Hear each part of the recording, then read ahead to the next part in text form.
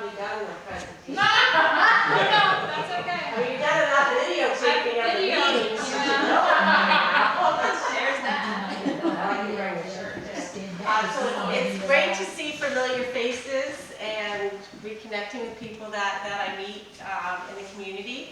So I also want to answer your questions if you've been thinking about things. But you know, we're really excited and so appreciative that the community supported the new high school. It is asking a lot of the community to support it with an increase in taxes. We know that. What's exciting is getting a close to $110 million project that's going to impact us for up to $14 million in our taxes. So we're getting a lot of dollars, a lot for our dollars. And so I do appreciate, I want to thank if you voted and you're going to be paying higher taxes, I appreciate it. I too will be paying higher taxes, so I get it. One of the big pushes in the new building is our career technical program. If you don't know, Lewiston Regional Technical Center runs the tech program, and we send students there to participate in that program. And I think your son does some of that, right? He did last year. He did came last back year. to Yale and he's doing a little houses project at Yale. So we talked a lot about having a satellite program at Edward Little. So the regional tech program takes 6 sending schools, high schools, and we're one of them. And this will give an opportunity for all 6 schools to have expanded programming for students for career technical education. And so we will have 12 programs, a couple of programs that are moving from the Lewiston Regional Tech Center to us, but such things as law enforcement, EMT, precision machining, composite, which is all making snowboards and I'm trying to think about skis, things that I've seen that they do with composite, and medical, we'll be having the medical part of LRTC with us, fire science will be there, engineering, technology, and culinary arts. So if you've ever been to Green Ladle, which is in Lewiston, we will have kind of a mini Green Ladle. And I know the director of the culinary program there, he is excited to offer some specialized programming for students like baking, having a baking program at EL and having the main kitchen at Lewiston. So we hope community members will be visiting us. It's been designed to allow communities to check in with us for obviously safety reasons, and then be able to use things like cosmetology. We'll have cosmetology, our culinary program, and so forth, so that the community can come in and access some of those services with us. So it was designed with community in mind. As you know, the Performing Arts Center is going to have 1,200 seats. I was just at Sanford High School on Friday where I visited the technical programs there, and we looked at the Performing Arts program. So they gave us a viewpoint of the stage, the catwalk, which was a little bit high, maybe a little high there, but just how it's functioning. They have 800 seats, and they were already saying, we wish we had built as big as you're going to build, because we can't fit the whole school in here, and you know, there's so many events that we could be having the whole school in here with our staff and doing celebrations with them and performances. But they also do see it as a revenue stream. I asked the director, you know, how is he doing with bringing in revenue for his salary? And he said he's at about 50% of his salary this year, which is really, I think, commendable considering this is the 2nd year that it's open. So I think there's going to be a lot of excitement on programs that go to Portland and Bangor, that we can be the 3rd stop, so that we get on the map of bringing in some really great dance performances, concerts, anything like that for not only our community, but also for our students as well. Also the gymnasium, for the first time, EL will have 2 gyms, which will be really good for our athletes and other students who can do dance, other things like wrestling. We now have a new volleyball club that just started, and they came and presented. So giving students, besides basketball and weightlifting and things like that, also adding other things that can be going on in our gym, like such as volleyball or perhaps wrestling. I've heard people wanting to get into wrestling. So that's an exciting thing that has added to us. Our cafeteria, how many of you went to EL? Well, there you go. Okay, me too. And if you were in the current Edward Little, you had your first cafeteria was on the first floor. And where your cafeteria was when it first opened is now the band and chorus rooms. And so now, and when I went to high school in 1980, 81, 82, it was in the basement where it is today. Okay, and it doesn't look much different.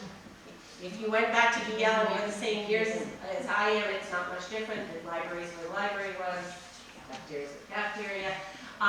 What's so exciting is we're going to have a cafeteria that will be a hub for the school. So it will be near the culinary arts program so that there can be synergy there.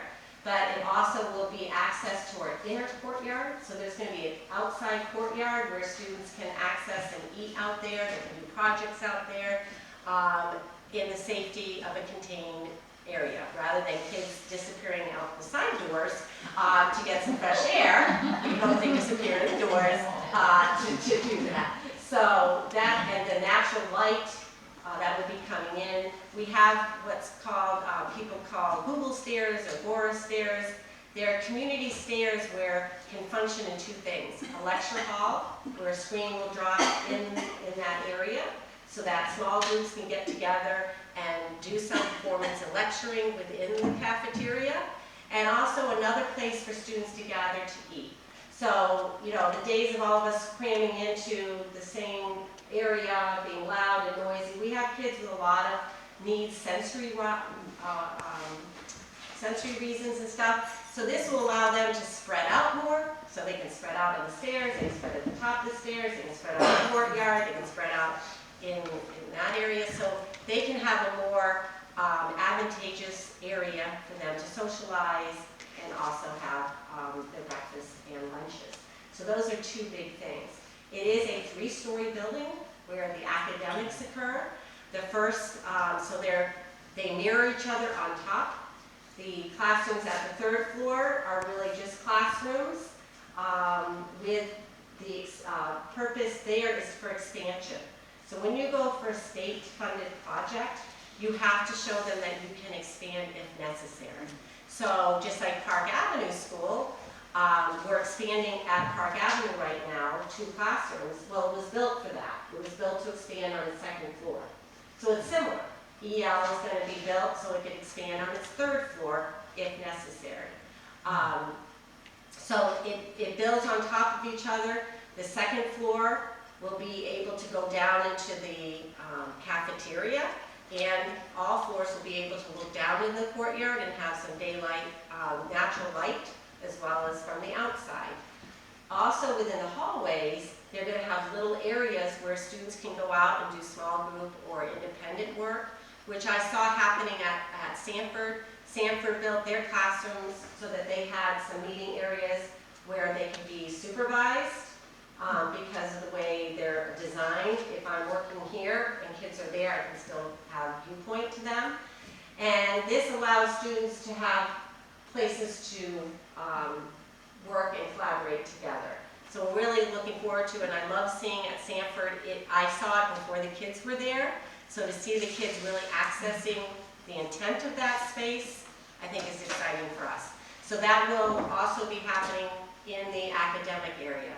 So it's designed for safety in mind, as well as when you walk in, there'll be closed off access to the instructional area, then that open area for the community and their lunch. And then to the right will be the performing arts, the gymnasium, and the career and technical programs. And some of the career and technical programs are also going to be part of Edward Little's regular instruction area, so that there can be some more integration. So students don't see, well, you go there for that type of program. No, there's all different kinds of programming for our students. So that kind of, I'm thinking, did I miss? Oh, athletics, our fields. As you know, in Auburn, we have our fields all over the city. We play field hockey at Sherwood Heights. We play football at Walton. We play soccer and track and tennis at Edward Little High School. And then we also access Auburn Middle School for soccer and practices and field hockey for our middle schoolers. So this is a way to bring all the fields to one location. That's a great thing for the community. If you go to a soccer game and you also want to catch field hockey, you can go around and check out all the venues. It also gives a lot of school spirit. The football, if you go to football at Walton Field right now, I'm sure climbing those bleachers are not fun. They're not fun for me. I take my life in my hands when I climb up them and down them. But we are replacing those bleachers, so if you haven't been out there next year, we are replacing them so that they're handicap accessible. They're easy for people to get up and down, and they're safe. So that is going to be replaced this year because those fields are important to the community. Walton Field is still going to be an important field to the community. So when we talked about the football team moving, we talked to the city, and we said to the city, this is going to be mostly your field. I mean, it's going to be ours as well for additional practice space. What do you need to have it carry on? And bleachers was a big thing, and so we are replacing the bleachers for next year. We also are, as Lewiston did, looking at turf fields for our stadium and an additional turf field for, we'll either go in the baseball, softball area or it'll be in the additional practice field. So I'm just so excited when our lights go on and there's a Friday night game and it's right down in the city. I think it will draw much larger crowds as people see, wow, what's going on over here in the middle of the city, and draw people to the building. So it's meant for our students and staff as first priority, but obviously our second priority is community access so that you all can feel part of the school and use it for your needs as well. Yes, question. Or addition. In addition, also at the Walton Field this year, this is going to be the last home game at Walton Field, and Auburn is doing a big reunion piece this November. What's the November? Right. So there's alumni weekend, so all of you who raised your hand, the city for the 150th city anniversary is having alumni weekend the first weekend of November. So I know they've said it's the last game, I'm not sure it will be, but yeah. But the Lewiston-Auburn Battle of the Bridges, the Battle of the Bridges is that Friday night in Lewiston-Auburn, and they're asking if you play football for EL to be in your old football jerseys, if you can or fit in. I know if they told me to put my field hockey uniform on, it would be, we'd have to go to the tailor and have it cut out a little bit. But to at least have people on the field during halftime to bring in the football team for their Lewiston-Auburn Battle of the Bridges. Saturday will be alumni sports games at Ingersoll. So if you play sports like I did, field hockey, and my daughter played field hockey for EL, we plan to be there to play others that show up. But they're doing basketball, soccer, flag football, baseball, so they're trying to get all the alumni engaged with each other in games on Saturday. Saturday night, there's a huge event at Lost Valley. You're all welcome. As alumni, if you're alumni, to go to Lost Valley that evening. It's a free event. You're going, they'll have band, food, things for the community. And then on Sunday at Edward Little from 9 to 1, we're hosting a pancake breakfast first thing in the morning from 9 to 11. And then there'll be running events on the track for people who want to run the EL mile. And also if you want to come back and see EL, it's going to be wide open for the public to walk around, take pictures, maybe you can remember your locker, remember where you sat at lunch, did you hang out in the library, did you have your first kiss in the chemistry room, whatever, you want to relive your high school life again, go to the gym, shoot some baskets, and see the gold balls. We will have the gold balls and set up for you to have a picture with the basketball when Edward Little won the girls and boys basketball state championships. Those will be there so you can take pictures with it. We'll also have Harriman there, hopefully, with pictures and more pictures for people to look at. We'll be collecting names of possible fundraise for donors, so people who might be interested in making donations toward the project will also be getting information on it. So thank you for reminding me about that. that's a big event. So, hope to see you there. Busy time. How are you gonna heat that facility? Good question. We will be doing geothermal. So right now they are doing the test for that, for where the wells will be. So yes, it will be geothermal as well as oil, you know, a combination, yes. Where's it gonna be located? So it's on the current site. If you know where the tennis courts are, okay, so it begins at the tennis courts and goes off into the turnaround behind the school into that field. So the stadium will be where the current track is, but pushed a little bit to make room for everything that has to go on this. So you can imagine when we will be hopefully breaking ground next December. So shovel the ground next December, and then starting the contracting, the building of it. And so we're going to be dividing the current site into construction zone and student zone. So you can imagine what that's going to be. I'm trying not to do that. I'm going to need to buy a lot of hair color for that. But yeah, so it's going to be obviously a logistics on where everybody is, but with the goal is to keep everybody at the current high school while the other one's being built, and then move everybody into the new building, demolish the old building so we can build the baseball and softball field and parking. So there are a lot of parts and pieces. The stadium will probably be one of the first built as well because the track is a grant and it has certain restrictions on how long it can be closed. So it will close, be built, open, close, and they know that, the grant, we've talked to the people who had that and they understand. They're working with us on that. But yes, we're going to be in a construction zone and a living zone on one area. So did you acquire more land? We did not. You didn't. No. So how are you having all the fields? Oh, and you don't have a picture there. So what we're doing is a stadium. There'll be a stadium, there'll be an additional practice field, and then there'll be a softball, baseball field. And field hockey will play on the softball field, one of the fields.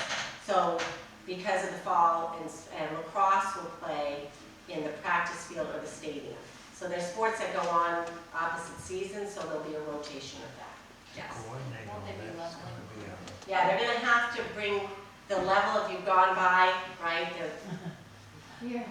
You're down low and then you're way up, so they're gonna try to bring up where the stadium area and bring down the top. There's still gonna be a grade, there will be a grade, but it's gonna be kind of a tiered grade. Stadium, tier to the practice, tier to the softball, baseball field.